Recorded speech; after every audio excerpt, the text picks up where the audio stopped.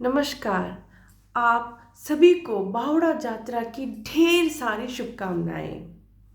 वैसे देखा जाए तो भगवान जगन्नाथ जी की रथ यात्रा पूरे विश्व में प्रसिद्ध है और सबको लगता है कि रथ यात्रा बस एक दिन की यात्रा है, मगर ऐसा नहीं है। रथ यात्रा का दूसरा नाम नवदीना यात्रा भी है, यानी 9 दिन की यात्रा।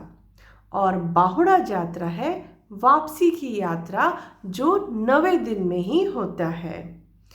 इस यात्रा में भगवान जगन्नाथ, बड़े भाई बलभद्र और माँ सुभद्रा जो तीनों रथों में से जो निकलते हैं श्री मंदिर से, उन्हीं तीनों रथों में से बैठकर गुंडीचा मंदिर से वापस श्री मंदिर को आते हैं। तो आप कह सकते हैं कि ये वापसी की यात्रा है।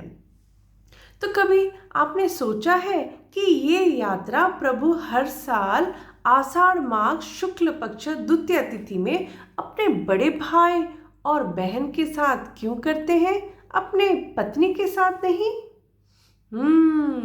इसके पीछे भी एक कहानी है और वो कहानी काफ़ी लोकप्रिय है। और क्या आपको पता है, गुंडीचा मंदिर भगवान श्री जगन्नाथ, बलभद्र और माँ सुभद्रा का जन्म स्थान है। जी हाँ, यहीं पर दारू ब्रह्म से ये 3 मूर्ति गढ़ी गई थी, इसलिए इसको ये मंदिर, जो कि मौसी माँ मंदिर के से नाम से भी काफ़ी प्रसिद्ध है, ये उनका जन्म स्थान है। तो आइए चलते सुनते हैं कि ये कथा है क्या, क्या कारण है जिसके लिए प्रभु हर साल तीनों रथों में बैठकर अपने बड़े भाई और अपने बहन के साथ श्री मंदिर से गुंडीचा मंदिर आते हैं, जो कि बस 1.5 किलोमीटर की दूरी पर है। अपने पत्नी को साथ नहीं ले आते हैं और इसीलिए उनकी पत्नी जो रुक्मिणी जी थी, माँ लक्ष्मी का रूप थी, वो बड़ी गुस्सा होती है ये रथ यात्रा, क्योंकि भगवान जगन्नाथ अपनी पत्नी को छोड़ के चले आते हैं। तो आइए सुनते हैं।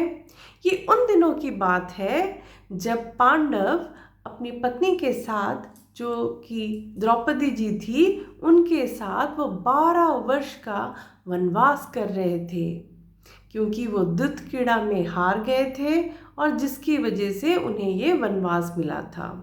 सुभद्रा जी, जो कि श्री कृष्ण जी की बहन थी और अर्जुन जी की पत्नी थी, वे ये सब देखकर, जो घटनाएं घटी पांडवों के साथ, ये सब देखकर बड़ा दुखी और उदास रहती थी, क्योंकि उनके पति अर्जुन, जो कि वन में थे और काफ़ी कठिनाइयों से गुजर रहे थे। सुभद्रा जी महल में रहकर भी काफ़ी सादा जीवन यापन कर रही थी अपने पति के भांति, और अक्सर दुखी और उदास रहा करती थी।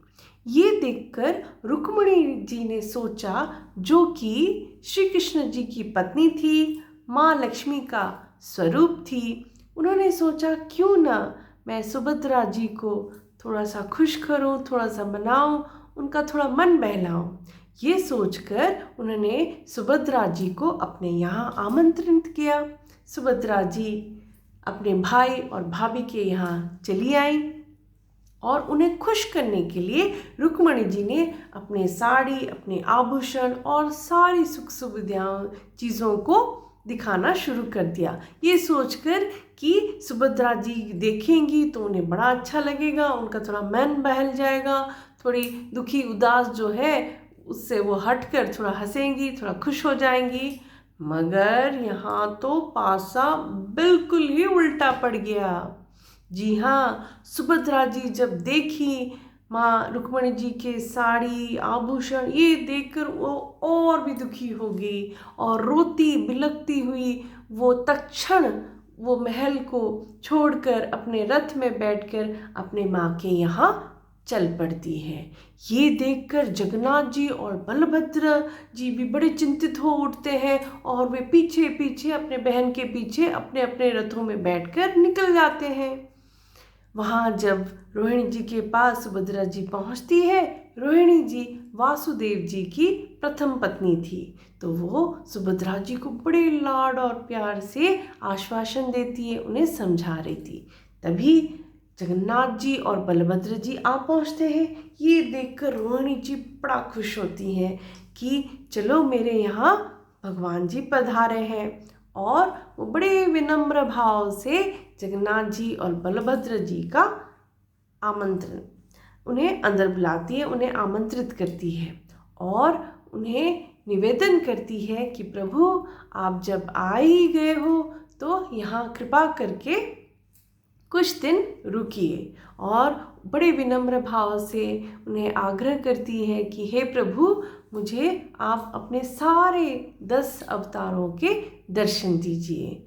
तो जगन्नाथ जी राजी हो जाते हैं और बोलते हैं कि माँ क्यों नहीं, मैं ज़रूर आपको अपने सारे अवतारों के दर्शन दूंगे। और दूसरे ही दिन, अगले ही दिन सुबह उन्होंने अपना जो पहला अवतार उसका दर्शन दिया। हर एक दिन एक एक दर्शन। तो पहला शुरू हुआ मत्स्य, उसके बाद कूर्मा, बराहा, उसके बाद नरसिम्हा, फिर वामन, परशुराम, राम, श्री कृष्ण, बुद्ध, और उनका जो अंतिम अवतार था, जो कलयुग का अवतार था, वो था कल्कि अवतार। तो उन्होंने सारे दर्शन दिए। इसीलिए आप सोच रहे होंगे कि ये 9 दिन का गैप जो कि रथ यात्रा और बाहुड़ा यात्रा के दिन में क्यों रहता है, क्योंकि उन्होंने हर एक दिन एक एक दर्शन दिए।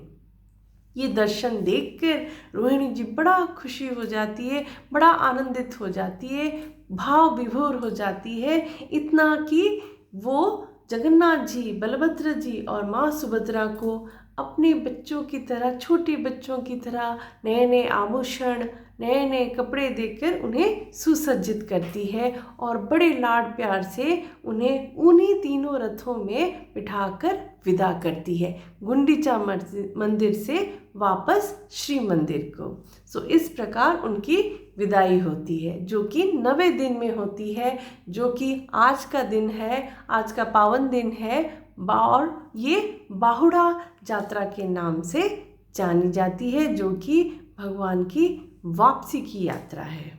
मगर रथ यात्रा यहाँ संपन्न नहीं होती है।